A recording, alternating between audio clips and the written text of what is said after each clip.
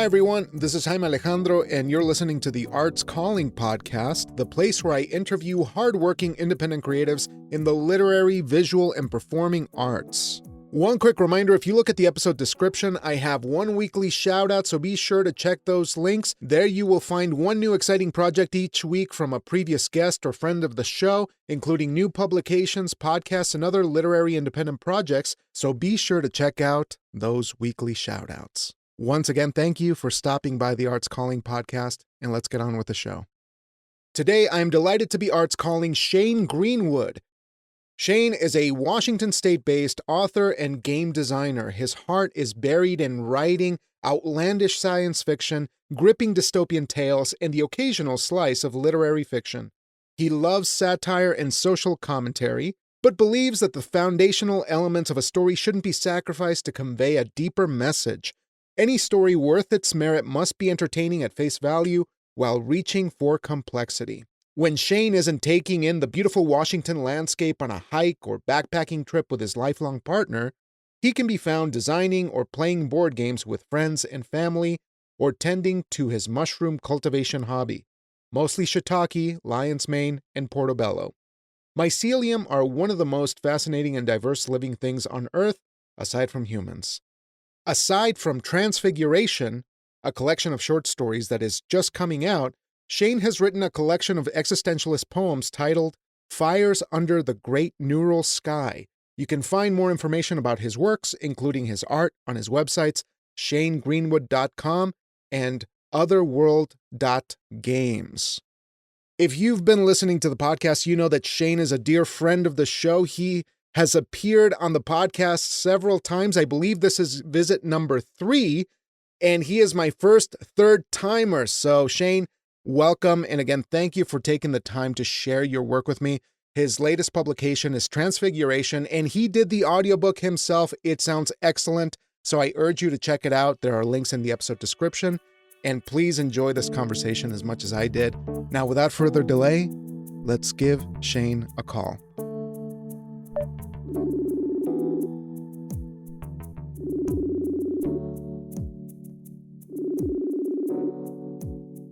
Hello. Hello. Anybody there? Hello. Hey, good morning. Hey, morning. So, there's a profound series of apologies for the scheduling stuff. That's totally fine. Yeah, it's been quite a time. I got the time zone wrong. Oh, But anyway, how are you? How's everything? good. Just trying to wake up on this chilly day. Yeah, it's 8:00 over in your time, right? In your neck of the woods? Mm, yeah, Right. yeah. So, when is Transfiguration coming out? Is it out already? Yeah, it's Transfiguration was released March 31st. Okay, So the wonderful. end of March. Wonderful. Yeah, Because I I wasn't released sure it if on Easter Sunday. Oh, very poignant, very specific, and Yeah, I'd love to talk to you yeah, about that because there's a lot going on. I had the pleasure of listening to the collection, and it's brilliant and it's weird, and it's also jam-packed with a lot of commentary in a really clever way, which I appreciated. So I just want to thank you so much for writing this because I really think it, at least for me, it catered to my sensibility, and I really enjoyed it. So yeah. thanks, man. That's good to hear. Yeah, it's good stuff. Um, and you also did the audio recording too, which was pretty Mhm. amazing to hear. It felt like it was coming straight from the source. It was. I had to figure out how to be an audio editor too, which was a new endeavor for me. Yeah. Well, let's start at the beginning then because it's been a little while since we chatted, and I'm curious to know when you first started developing this. Was this when did these stories start to come together for you? Because you had already written a novel, you had written The Ether, and then you were working on some other projects, in particular some board games, if I'm not mistaken. Was that around the same time? Mhm. Yeah, I work I work on board games and I write simultaneously. So I'm flipping back and forth between those two types of projects. at my whim, whenever Okay. my mood strikes me. Yeah. So when did the first story start coming in for this collection, Transfiguration, or was the theme already in place? Because I feel like there's a certain unity, so it doesn't seem like a random collection, but I could be mistaken. You're you're right on with that, but I didn't set out writing all of these short stories to have a cohesive theme, but I found that they did. It's sort of a kismet accidental situation where for some reason it felt like I was writing a bunch of stories about martyrdom, or the irony of martyrdom, about actual elevation. That's what transfiguration is. And to preface, I'm not a Christian. Yeah, we've talked about this Yeah, before yeah. in the past. uh oh, but this is my like what, my third time on? You are Am I first you're the first first third timer? time, the first third timer, which is a great Yes. privilege. I think you'll just be holding that distinction for a while, because I think whenever I need to take it up to the next level and bring people back again, it'll be like number 4, Shaine Greenwood, and number 5. So let's keep it going, man. But yeah, Yeah. you touch on something really important though, that one of the great themes about this is that it does feel that there is all of these pieces are at the edge of humanity in some respect, on the verge of a kind of transcendence, and you definitely feel it across a variety of the stories, and that's what I really appreciated, because it is an extrapolation of a very spiritual concept, but it is given a lot more scientific founding. It seems it's given more logic that way.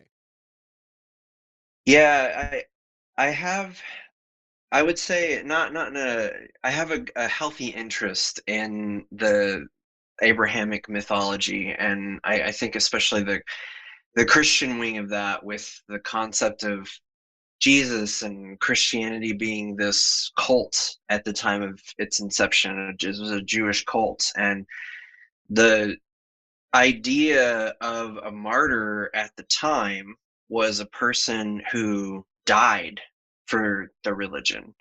And so the that doesn't work when Jesus gets executed by the Romans, right?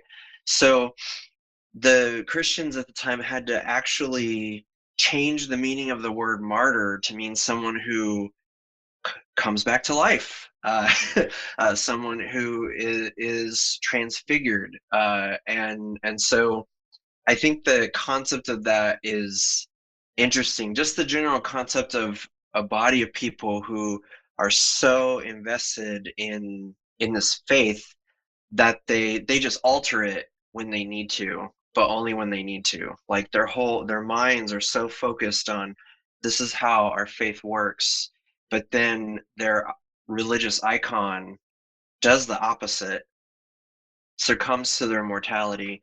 And so these stories are a lot like that. They're a lot about that. And in some cases, like Right to Live, it's Right to Live is a story of a high school kid who gets an unexpected tumor on his shoulder that becomes sentient, more or less, and the story uh, revolves around that. And I might add, Go ahead. it is one of my favorites because it is absolutely brutal, and there's a sense of like deeply disturbing satire in it, and I was really taken with that one because it was horrific, and it was exploring something that we're seeing today. And I hate to feel like I'm sort of projecting a lot of contemporary discourse into the pieces, because they're definitely their own thing. They're not out to create a kind of commentary on every single thing going on today. But that one, for me, just kind of stuck out as something that is so timely and powerful in the way that you use that metaphor. So maybe we could use that as an example to maybe how you began it. Maybe we could delve Yeah. deeper into So that one. in Right to Live, this tumor becomes sentient, and a lot of the story revolves around the family of the kid and the doctor and society. because this information becomes public, as it always does, and how everybody handles this tumor that you find is draining resources from the kid's body, and in order to not just live but to become stronger. And it's 100%. I wrote it as a commentary on abortion, 100%. And so Mm. my Mm. mindset Okay. was, it seems very difficult for my fellow boys, for men, to understand. And I'm a man too. I'm far from an expert on abortion, although I do support it. I support the right for it, but that's where the story came from. Was I feel like men need to understand what it's like, and that was me trying to understand what it was like, what it could be like, how you could Hmm. have this life form that some people argue deserves to live, but really they're arguing it deserves to live more than you do, right? And it's living on you, and you didn't really agree to Hmm. it. uh, and so and that's just one facet of the complex issue of abortion. But the it does fall back into this realm of transfiguration, because this kid is drastically changed. I don't want to spoil the whole story, but this kid is drastically changed as a Hmm. result of it. And I feel like that's kind of what pregnancy is like really, when it's a huge drastic change, taxing drain at change to the body. It drains Hmm. resources, and I couldn't even imagine.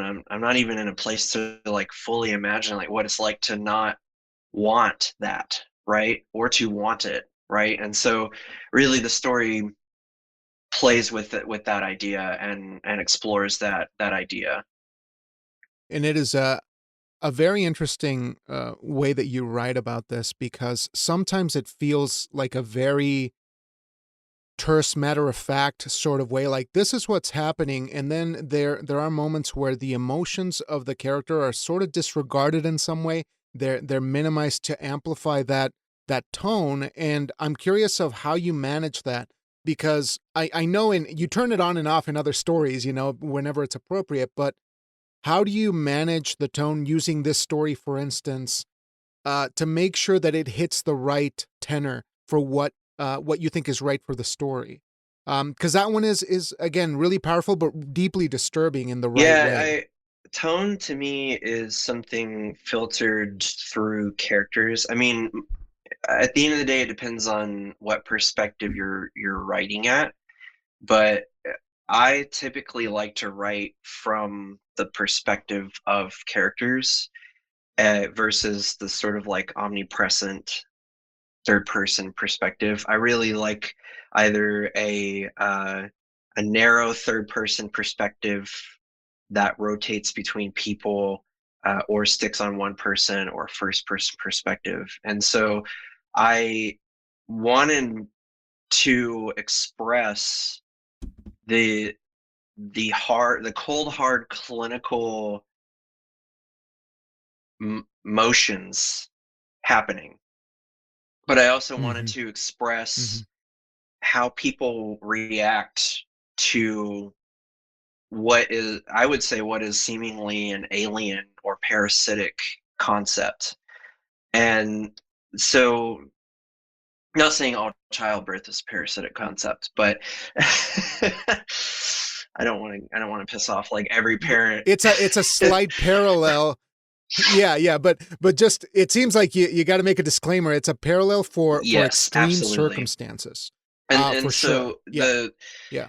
there are three perspectives in that story, and it rotates between the three of them.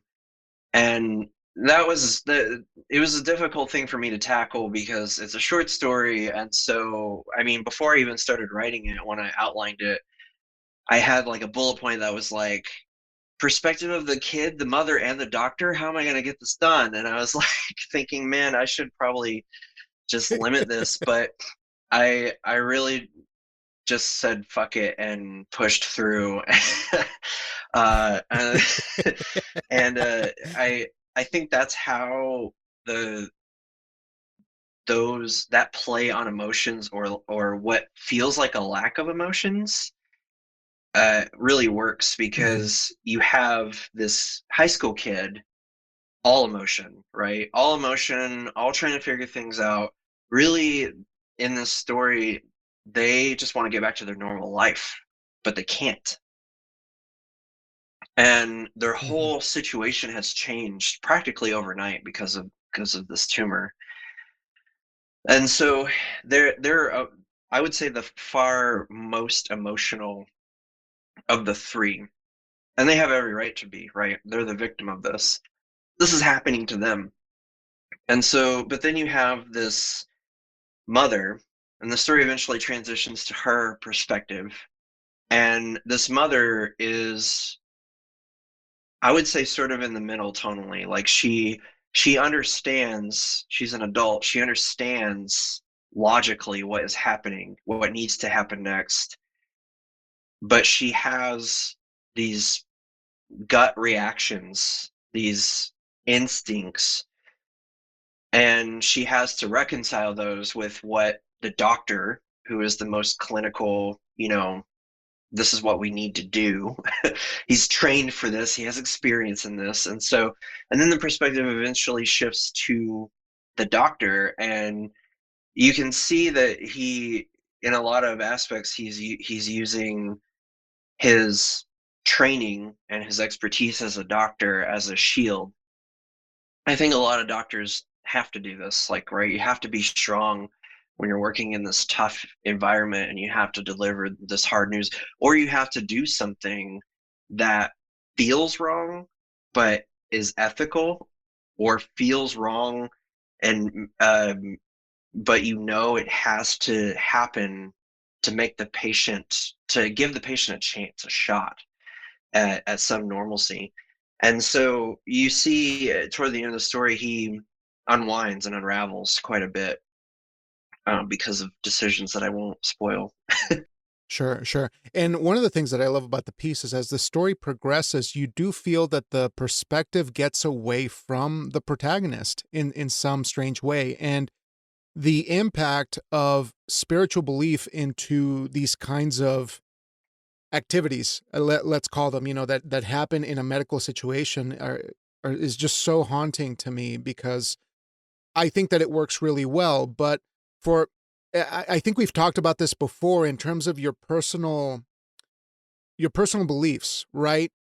How do you go about just sort of managing that? Because I think that there are fairly clear articulation of a logical sort of spiritually removed sort of perspective. So, how do you think this story in particular will be handled by those who might have those kinds of beliefs? Because I'm curious of sort of like where you draw that line to make it not palatable, but perhaps Hmm. a conversation, or at least what the approach was for that.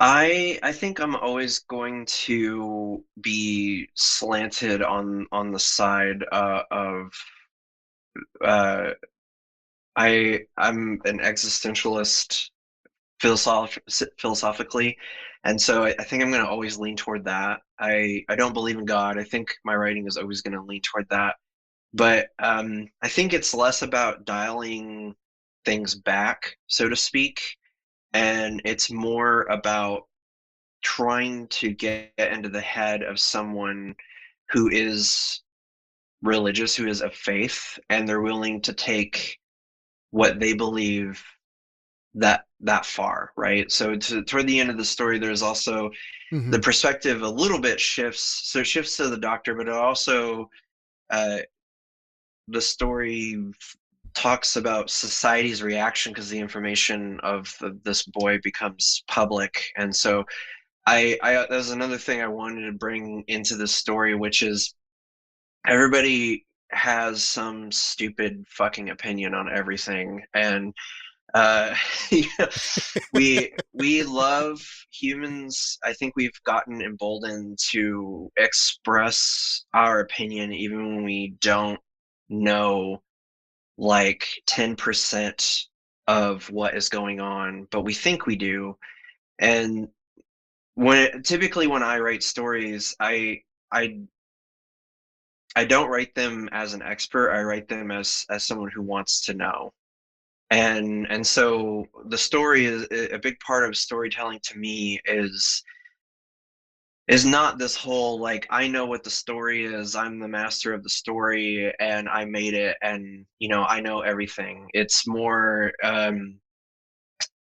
my perspective is more centered around like this is what I learned. I had this idea. This is what I learned. This is how the idea grew. It starts with a spark and turns into a flame. And then I want to just put it out once I feel it's good enough for people to be able to read it and understand it.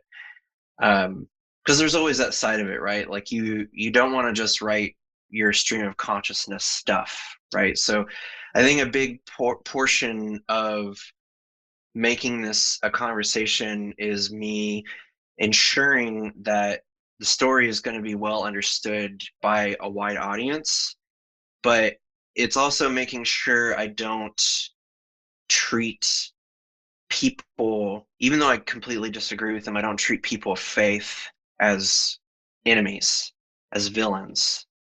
And that's sort of like your Disney storytelling perspective, right? To think like there's a villain over here. You can tell they're evil by the way they're drawn and the color palette, and they sound evil, Sure. and here's the good person. They can do no wrong. Look at them. They're good for the whole story. And they just, and I don't really subscribe to that. I can't subscribe to that level of personhood because I think everybody, even the most irredeemably seeming of people, they have one quality that you can look at and you can say, well, there's a person right there, right? Like everyone has qualities that make them people, regardless of whether you agree or disagree with them or whether they're doing bad things that are hurtful to others. And so I think trying to bring that aspect into any character I write is really important because that's what makes me question. That's what makes you that's what makes everybody start to have questions about it, about what Mhm. someone's doing. So yeah, I think that Yeah. to turn things into a conversation, it's also to take my instincts of like I don't dislike Christians, but I dislike when Christians try to push their faith on me, and I've rarely met a Christian who didn't try to push their faith on me or try to turn a lot of Mm. conversations into faith or try to turn everything into like a some sort of Christian thing.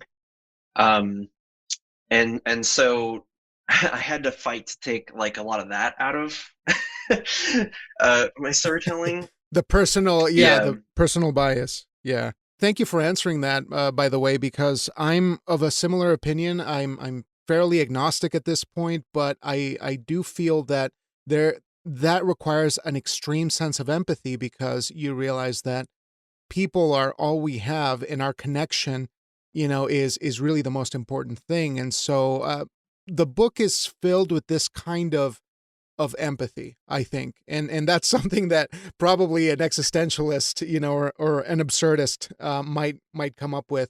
But to not belabor this, I wanted to talk about some of the other stories because there's a lot of yeah, variety here. There's a lot of great stuff. One of my favorites is A More Productive You. And I think it might have been because of the performance you put in the audio reading too. It was a lot of fun, and it kind of came at the beginning, so it could kind of bring us into a lot of these worlds. So, could you talk about that piece a little bit? Because for one, it felt very dramatic to me in a good way, in an audio drama almost sort of way. And so I wanted to pick your brain about that and maybe share where that one got started. yeah. So that was an idea I had while I was stoned out of my mind. Like I thought it would be, for some reason, I thought it would be so hilarious for somebody. Initially, actually, it was somebody who was trying to impress their date, Mm. And that's how that was actually the original story. I rewrote it to be job focused, but I mean, originally the story was about this guy who was trying to impress his date. So he literally gets a chip implanted in his brain to help him be smarter and more suave, more confident. And it goes horribly wrong because he has to hack the chip. It's like a hacked chip that he got from some guy, and so it yeah, I that was the initial conception, and then I didn't think it was right, because the whole idea is like he keeps going to the bathroom of the restaurant, and it's like Mhm. one of those old like I Love Lucy type of skits, or like a really old type of It's show skit is like yeah. originally the idea I had. It's like a revolving And door of mishaps sort of thing that escalate, uh-huh. right? Yeah. Exactly. Yeah, yeah. And so I that was sort of the pattern that I wanted to emulate, was like this could be an episode of I Love Lucy if I Love Lucy were sci-fi somehow. And Which is a and great and pitch, by so the way. Like, I would love to read that, like, if you pursue that train of thought. yeah, I mean that's huh. I'm Something gonna to think write that about. down. Yeah, yeah. I'm a big fan of older shows like that. I kind of grew up watching things like I Love Lucy, like reruns of I Love Lucy, and syndicated older television shows. And so I typically rely on that. It's like the sort of like post vaudeville scene, like when Mhm. TV was in everybody just now becoming in everybody's homes, right? Like everybody, it was the Yeah. 50s, and everybody was really just now having a TV in their homes. And comedy was just so, I mean, It was very it's snappy, dated, right? Yeah, but yeah. it's very Elevated. snappy. Yeah, yeah. It was a dance on I Love Mhm. Lucy, and the dance was this beautiful form of clumsiness, but every single move was orchestrated by Lucille Ball or Desi Arnaz. Like they had this great formula and closure to every episode. And so every time, mainly for the beat points, but also just for the general zaniness of the ideas, Uh-huh. right? Like the that was also a time in shows where it was like, let's just get to the funny, let's figure out the easiest way to get to the funniest parts. We know here's the funniest scenes here. Like, let's figure out how to get there as fast as possible. So Lucy needs money for a coat, and Ricky won't give it to her because she spends too much. Yeah. Go. That's the whole show. And uh, but really, what they want is they want, like, Lucy gets a job at a chocolate factory and she can't keep up and she ends up eating the chocolates. That's like where they want, right? They want to be there as fast as possible. Um, and so I look to that stuff with comedy, and A More Productive You is absolutely a comedy piece through and through. It's definitely like a dark comedy, a very I I don't think I can write any other type of comedy. Like I can't write lighthearted stuff for some reason. It just doesn't happen. Right, right. um, But it has this great flavor of good intentions, innocent intentions, if you will, gone horribly wrong by the time you get yes. to the end.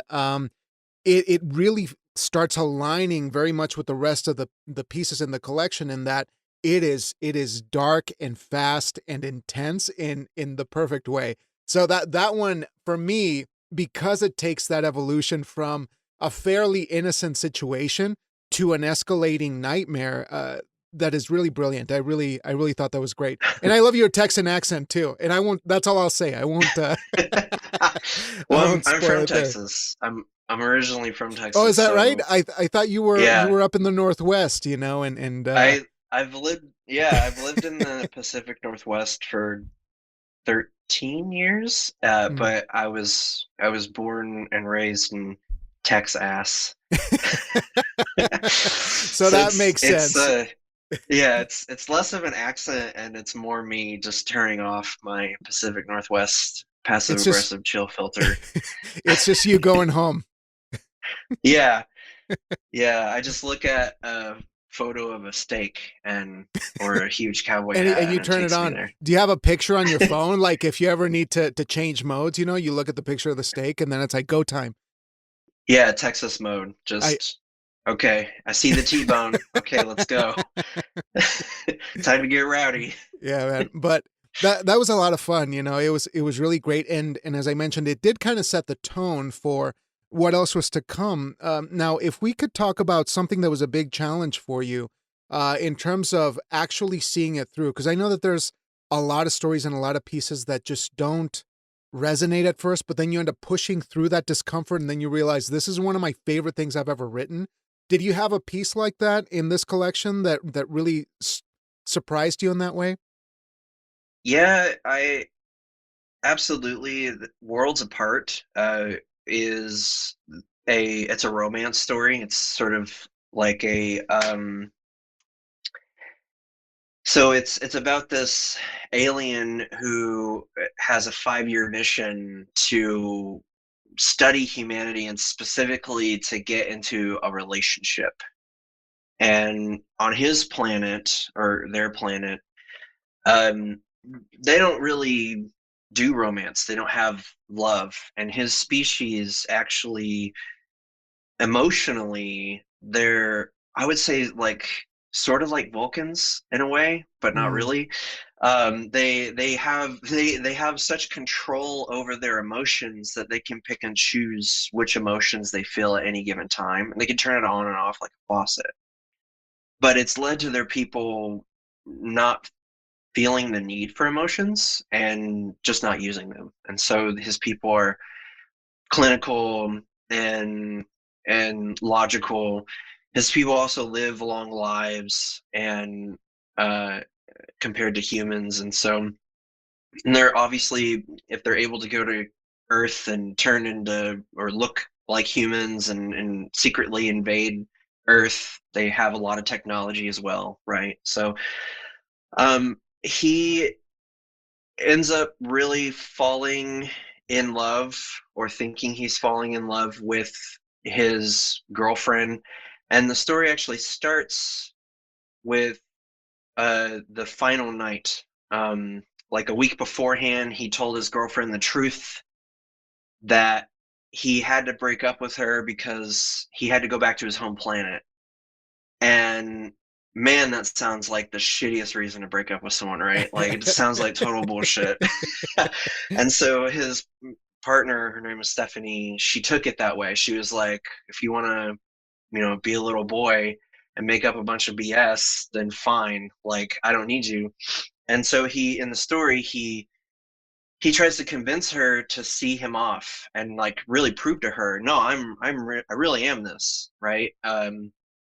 And it's a romance story, which I don't do romance. It's my least favorite thing to write because it always feels forced, especially when I write it. I feel like I'm not doing it right. And toward the end of this, after the story was done, I felt accomplished. I felt like I wrote how I would write romance. It's got this it has a bittersweet ending because apparently I can never have a good ending to any of my stories. Bittersweet is as close as we're gonna get. And so, but it's fun, it's funny, it's quirky, and it feels like a romance, sort of a cute romance hmm with a sci-fi twist. And I think it's written of like the millennial, the Yeah, millennial yeah. time, the It, way millennials date or dated back when we used to have to do that. right, right. Like what is that? That was like over a decade ago for me. I have no idea what that was. Mhm. But this was very approachable and I think that you grounded it well in the domestic setting. But it was endearing in the right way, I think. But bittersweetness is really what it's all about in my opinion. So you Oh definitely yeah. nailed it, but yeah, it's surprising, isn't it? There's some things that you feel like I just can't do this, but then you surprise yourself and you're like, "Holy shit, I did it." This was something that, can I can be proud of, right? Yeah. It's also my least weird story, I would say, maybe in the whole collection. And I think it's Not to say my tame. yeah. I mean, like a more productive you, it has three different perspectives. I think that's why it sounds like so audiobook. It's like it's almost like made for an audiobook, Uh-huh. Yeah. right? But it's really weird, And then uh, uh, Right to Live, really weird, really traumatic, really weird, right? And then, this story, Worlds Apart, cute romance. That's it. Like, there's some sci-fi stuff in it, but I feel like it's not weird, very much compared to the other stuff I write.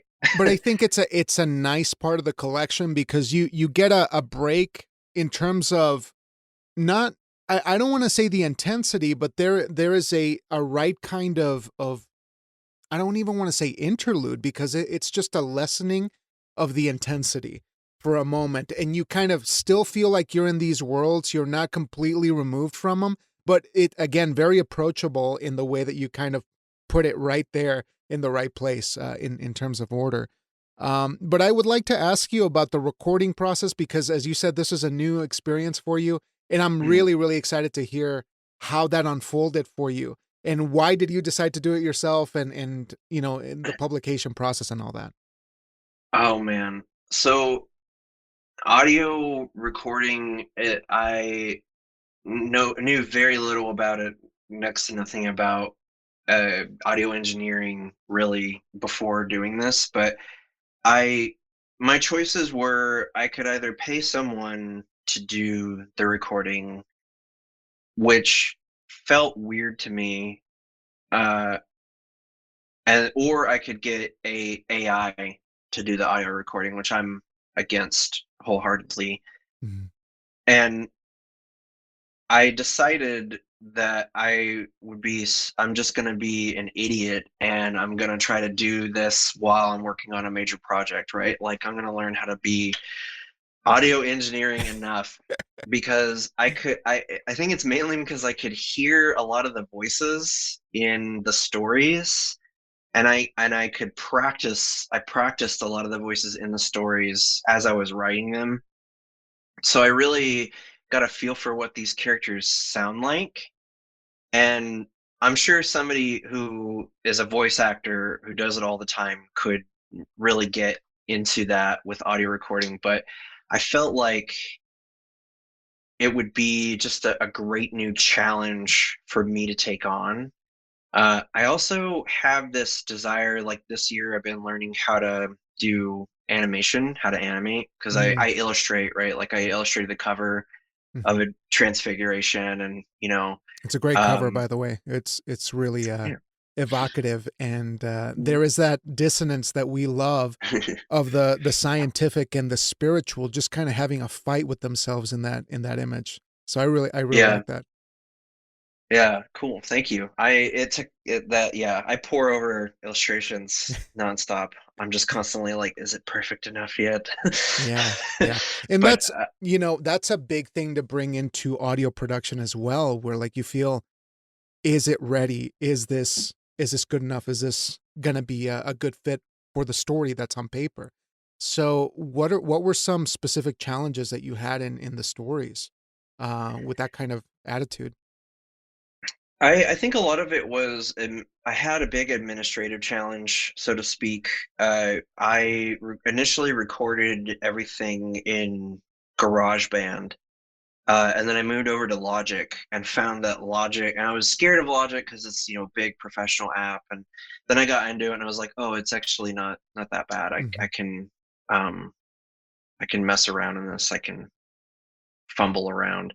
But then the recordings were Logic is so good at recording things that it uh the stuff in GarageBand didn't really sound that great anymore Mm, after importing it to Logic. So one of the pieces, actually, I had to re-record entirely in Logic mm, because it just didn't sound. The quality was really bad. So I think the biggest challenge I had was struggling with audio quality, and I also don't have a soundproof room to do things in. Um, and I don't really have space for that in my house. Well, I do now. We made space for it in the house after all this is done. Just in That's how it case. goes, Yeah. right? Yeah.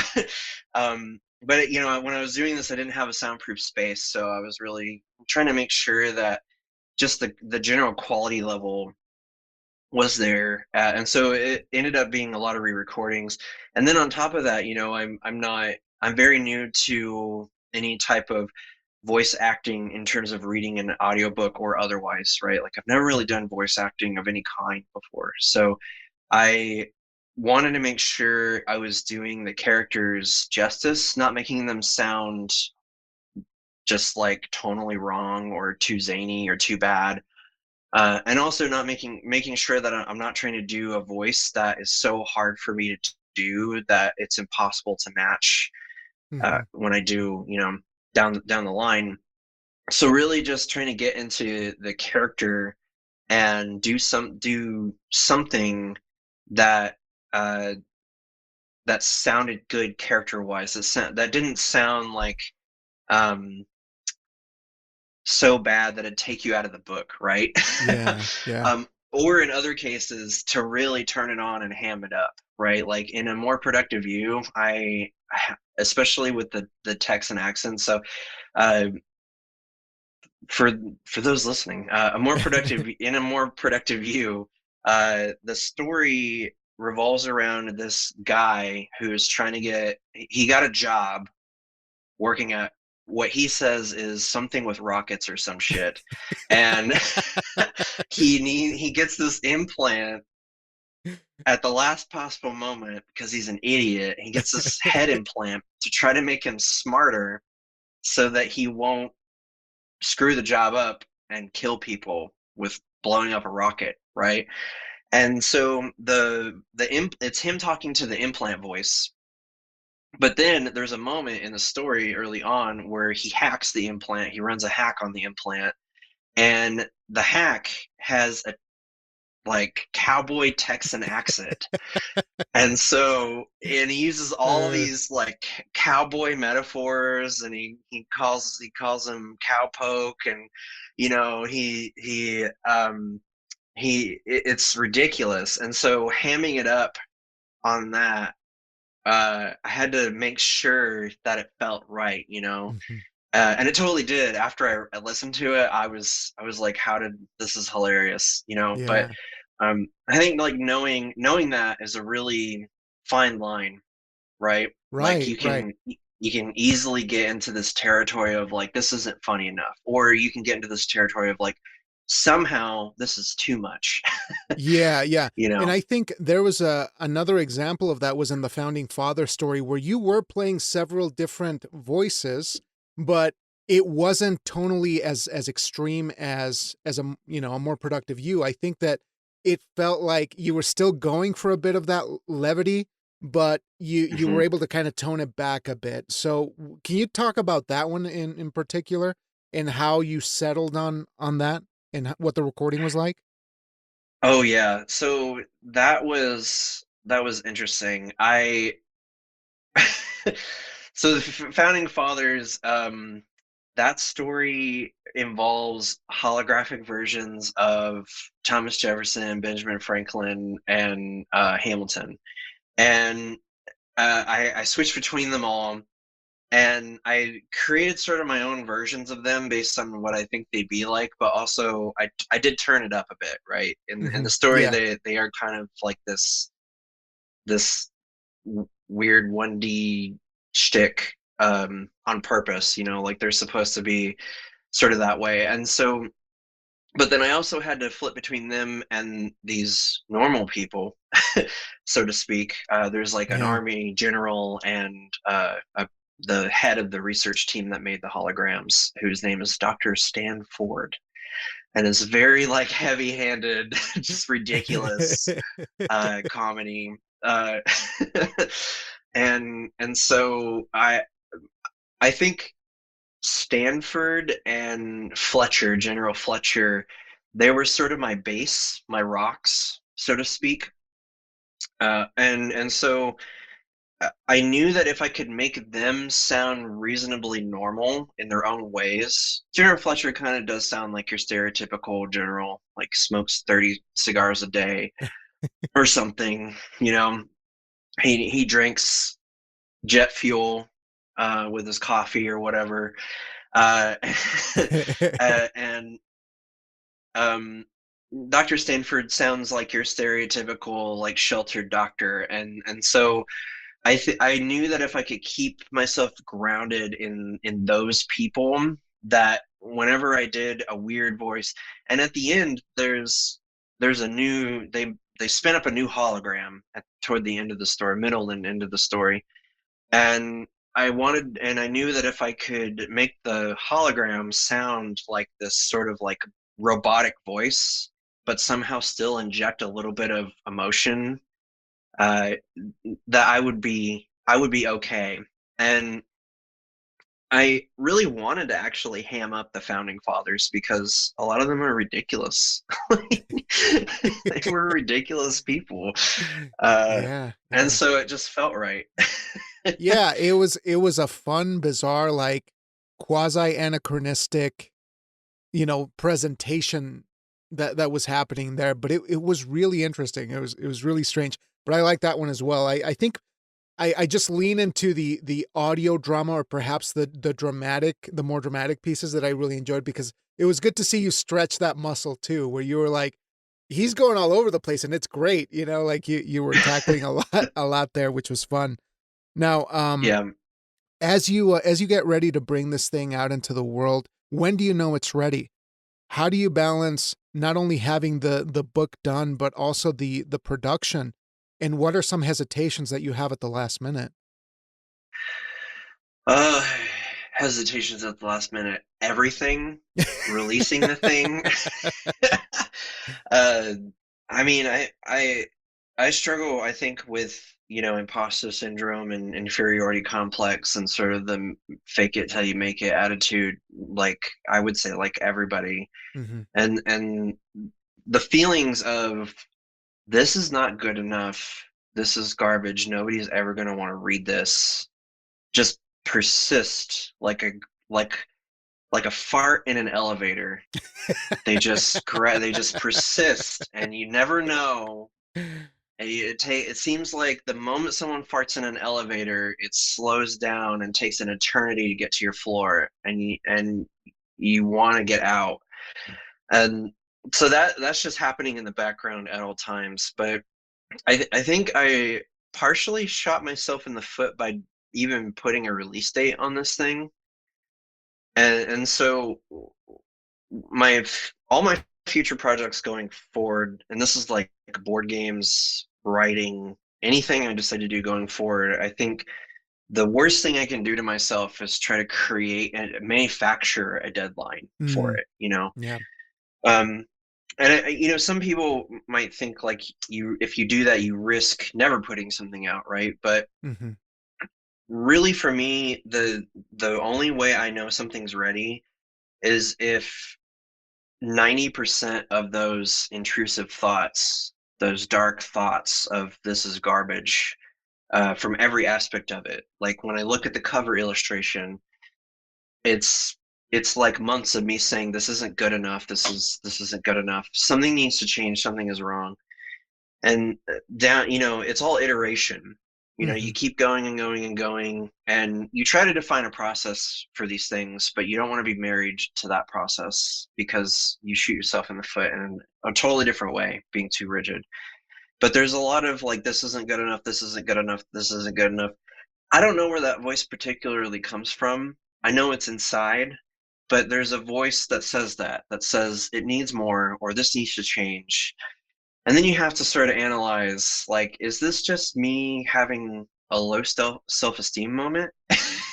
Or is this me actually critically thinking about the quality of this?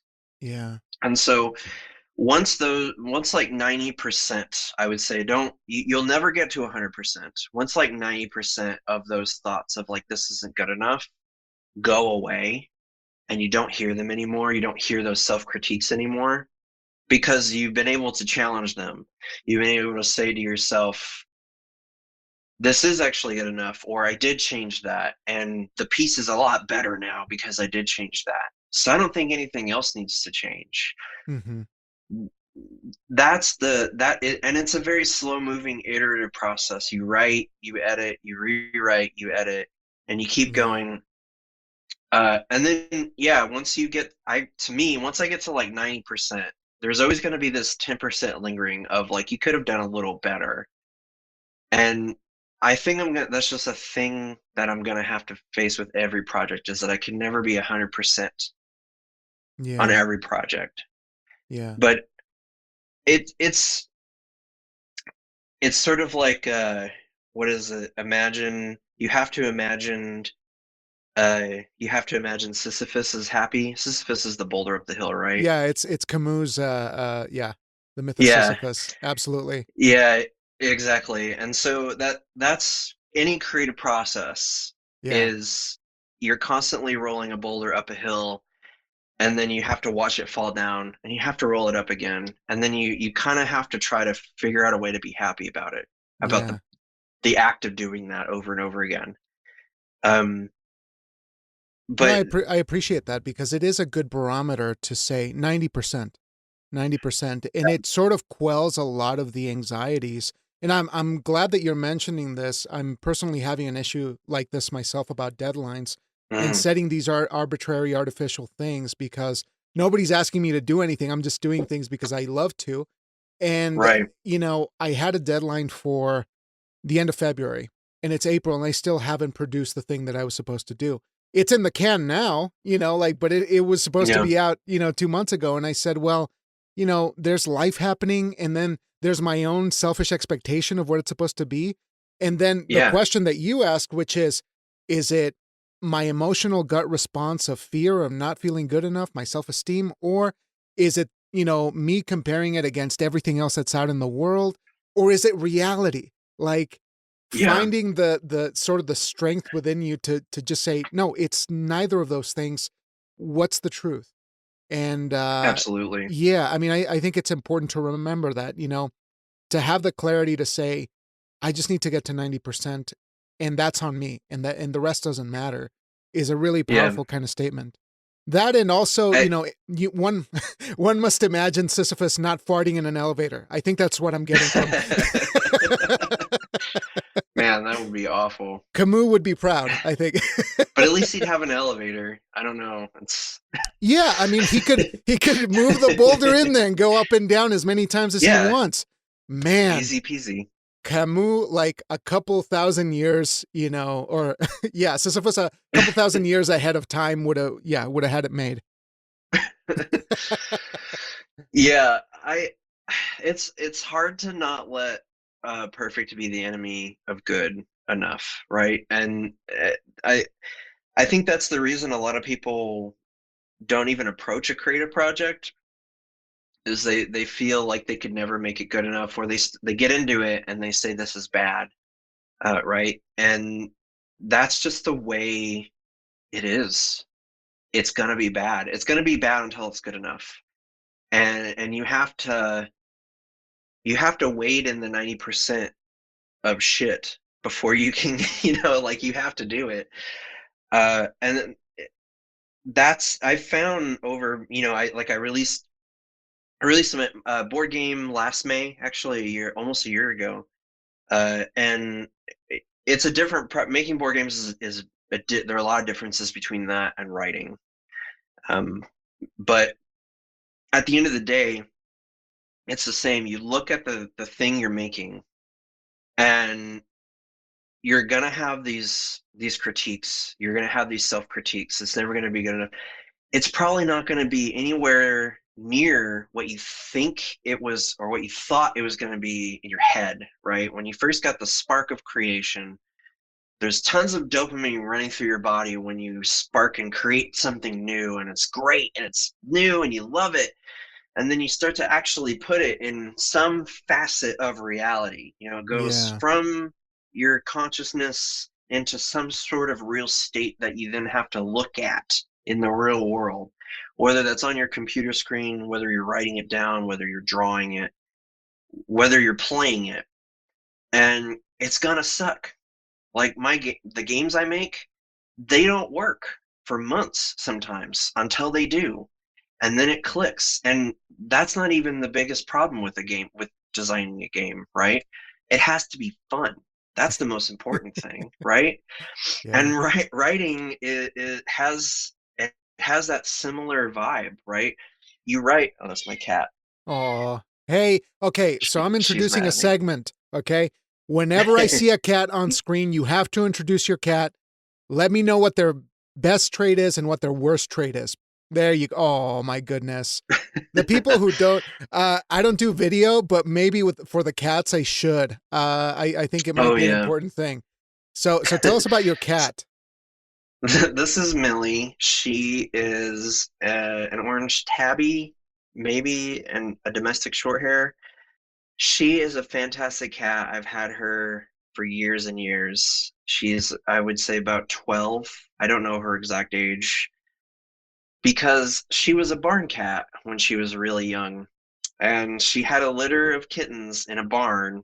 And a friend of mine who lives in their grandmother lives in northern Washington. She sequestered herself in this barn, had a litter, and everybody wanted the kittens, right? Because they're fresh and new, dopamine hit. But nobody wanted the mother, and so I took the mother, and she's Bro, been with me that is almost as long as brutal. I've been in Seattle. Yeah, I know, Oh right? my goodness. But she's the I don't know, she's the best cat I've ever had, you know. Her most annoying trait, though, is that when she is hungry in the morning, she will run across your face and body while you're asleep in bed. We have like a window and we have like a little shelf for the cats. It's a cat shelf. And she will make a mad dash straight across your face Oh, from one side of the bed over to that shelf, and she jumps on the shelf, and then she goes through, and we have a curtain, and so she goes through and opens the curtain, and so you have a cat stepped on you, and then daylight comes in, and you were dreaming just seconds ago, but yeah. she wants kibble, so that's more important than your slumber. Oh, and there she goes. She's like, I've had it with you, Shaine. Look, she's leaving. Yeah, she's done with me insulting her. Oh, that's amazing. Well, thank you for taking the time to do that. It is very important to me to get to know all of my guests' cats. Oh yeah, And I'll keep doing it. You know, every time I see a cat, yeah, it's very important to me. cat life. Cat life, hashtag. So I got I got one more question for you, but man, it's so good to see you and so good to chat with you about your latest work. I had a wonderful time reading it and I recommend folks check it out. But tell me, I'm curious about this for selfish personal reasons. Um, I'm trying to get more pointed about the idea of defining a life well lived, to really come to understand how people view themselves as people, as human beings, in alignment with their creative life, with their jobs or other things that they might be doing with their family life. And hmm I'd like to know how you defined that or are actively defining what it means to live a life well lived. That is a deep question. And existentialist philosophy really pours into that. That's a big facet of existentialism. I think a lot of people confuse existentialism with nihilism, or they think it's some form of nihilism, just because it's common for existentialists to not really believe in a godlike figure. Not entirely impossible. You can somehow reconcile both, but existentialism speaks to me as a philosophy because of that. I think the best, the most healthiest things that you can do for yourself, aside from what everybody tells you, work out, eat right, blah blah blah, get sleep, drink water, all the basic things. Those are good, but those are your basic pillars. Those just help you get in a good state as much as possible. In my opinion, authenticity is a big, and that's a big tenet of existentialism, and what they call facticity or facticity. I can't actually. It's so early in the morning. I can't remember how the word works. I I can't remember how it's spelled or anything, but whatever. Authenticity, specifically in terms of existentialism, is aligning what you do with what you say, and not just what you say out loud, what you say in your head. So aligning your personal internal code of conduct with what you do in the world. And in general, authenticity is about knowing yourself, knowing who you are, trying your best to know who you want to be, and not beating yourself up if you feel you're not that person. Respecting who you are in the moment and staying in the moment as much as possible. That is all the umbrella of making an authentic you, an authentic self. It it's really important, and it leads to happiness more often. I think in general, just understanding that we can't be happy all the time, and it is important as well. That's sort of like a stoicism thing, right? You know, I'm not saying never complain, never talk about your problems. Don't be delusional. Don't pretend like your problems aren't problems or like they're smaller than they are, right? In order to psych yourself out and pretend like you're some stronger person than you really need to be at that time. But or it's not even stronger, right? It's like emotional delusion, right? But authenticity, knowing who you are, knowing where you are, and trying to stay in the moment and in the act of what you're doing is highly, highly important. Also, knowing that the only time you're really going to fully know who you are 100% is when you're right about to die. Your final breaths, if you know you're taking your final breaths, that's really who you are, right? At the end of the day, that's who you are, and you stop there.